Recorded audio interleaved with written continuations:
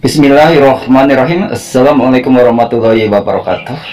Salam jumpa kembali dengan channel Dunia Fana News.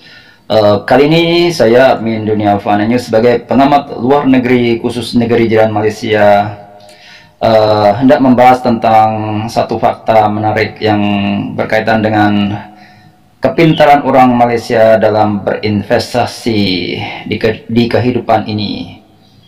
Hasil investasi pintar orang Malaysia dalam bentuk harafiah jelas bahwa Malaysia telah mengalami kemajuan pesat dalam bidang materi seperti ekonomi, transportasi, infrastruktur kesehatan, pendidikan, dan pariwisata.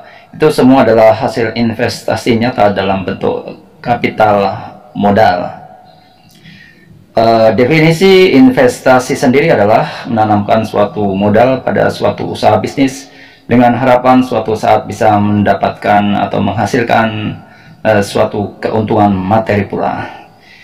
Jadi dalam arti kata lain, investasi adalah semacam bentuk pengorbanan terhadap sesuatu yang kita sukai pada saat ini dengan harapan suatu saat di masa yang akan datang akan bisa mendapatkan manfaat keuntungan yang berlipat ganda.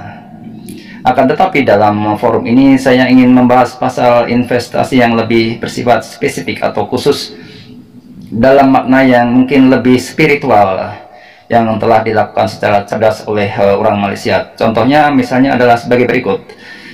Pertama adalah pada awal kemerdekaan Malaysia di tahun 1957 ya, Malaysia banyak berinvestasi di bidang pendidikan dengan cara sebanyak mungkin memberikan beasiswa kepada para pelajarnya ke berbagai negara maju untuk menimba ilmu yang mana hasilnya adalah sumber daya manusia Malaysia menjadi semakin cerdas bermutu tinggi untuk bisa melakukan pembangunan Malaysia. Pada intinya investasi di sini bersifat spiritual karena dalam Islam menuntut ilmu itu adalah wajib. Untuk menambah wawasan dan ilmu pengetahuan sehingga orang yang menjadi lebih pintar dan cerdas itu akan bisa menambah rasa percaya diri dan mudah mengenal dirinya sendiri, lalu mudah untuk mengenal siapa Tuhannya. Di samping itu, dengan berinvestasi, dengan berkorban banyak uang untuk memberikan beasiswa kepada para pelajarnya ke luar negeri adalah upaya cerdas Malaysia untuk berinvestasi secara tidak langsung karena dampaknya keuntungannya tidak dirasakan secara langsung.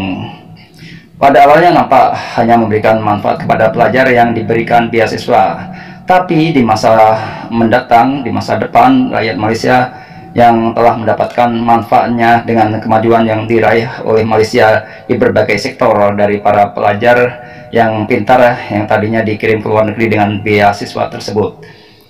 Kedua adalah selain di bidang pendidikan, maksud saya, Malaysia juga berinvestasi secara tidak langsung di bidang kesehatan, yakni dengan memberikan subsidi besar agar biaya berobat mudah terjangkau, biaya berobat murah terjangkau oleh rakyatnya, tapi tetap berkualitas internasional. Caranya dengan memberikan biaya impor atau membebaskan, caranya dengan membebaskan pajak impor atau biaya impor peralatan kesehatan yang canggih dan termutakhir, dan juga mengirimkan para tenaga medisnya ke negara-negara maju. Itulah investasi kesehatan yang bersifat spiritual, karena dengan bersungguh-sungguh mengurus masalah kesehatan itu sama saja Malaysia juga menjaga dan mensyukuri nikmat sehat. Bila rakyat Malaysia sehat, tentu saja akan meningkatkan produktivitas kerja yang bakal melancarkan roda perekonomian.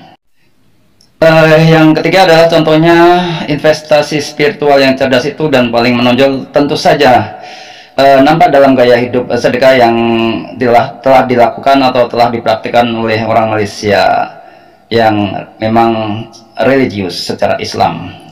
Bersedekah adalah mengorbankan apa yang kita suka dalam bentuk materi untuk kita berikan. Bisa juga dalam bentuk non materi ya, karena tersenyum juga itu bagian dari sedekah yang kita berikan kepada orang yang memerlukan sehingga lebih bermanfaat. Dampak langsung dengan bersedekah dalam keuntungan materi mungkin belum nampak atau tidak nampak saat itu.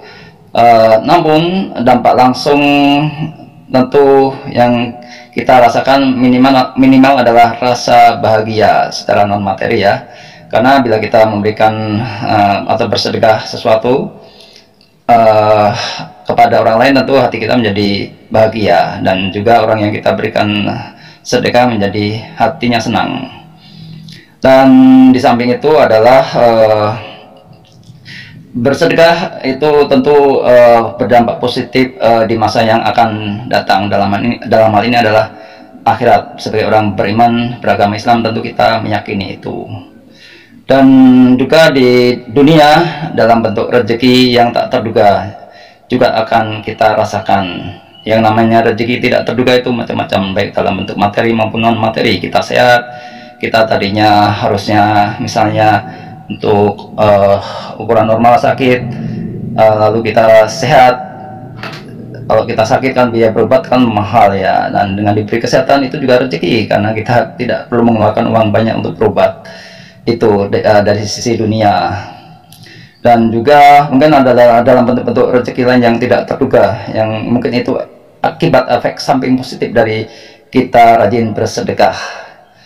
Gaya hidup sedekah orang Malaysia yang cerdas itu misalnya ada dalam bentuk pasar percuma atau pasar gratis, dan juga ada dalam bentuk tabung sedekah atau keranjang sedekah di mal-mal atau masjid, dan ada juga suspended meal di restoran, dan juga dalam sedekah dalam bentuk online.